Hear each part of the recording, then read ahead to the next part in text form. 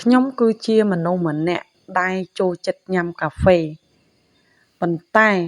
កាហ្វេដែលខ្ញុំធ្លាប់ញ៉ាំពីមុនមកគឺអត់ដែលមាន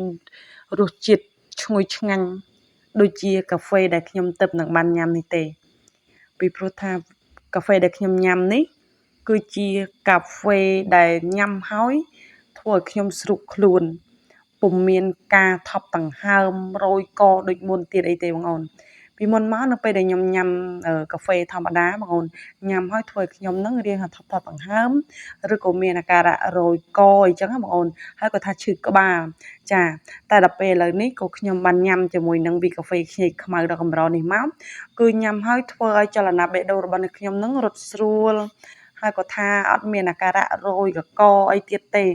ចង់និយាយបញ្ហាហ្នឹងគឺខ្ញុំអត់ដែលជួបសោះបណ្ដោយឥឡូវនេះដល់ពេលខ្ញុំបានញ៉ាំជាមួយវីកាហ្វេនេះមិនត្រឹមតែឆ្ងាញ់ទេបងអូនញ៉ាំហើយជួយធ្វើអារម្មណ៍ស្រស់ស្រាយជួយធ្វើឲ្យខ្ញុំមានកម្លាំងមាំមួនបាត់ឈឺក្បាលសូម្បីតែខ្ញុំមានបញ្ហាធ្លាប់ឈឺសន្លាក់ដៃជើងចុករោយឆ្អឹងខ្នងអង្គុយយូរអញ្ចឹងណាតែដល់ពេលឥឡូវនេះគឺបញ្ហាហ្នឹងគឺលែងមានទាំងអស់បងអូនចា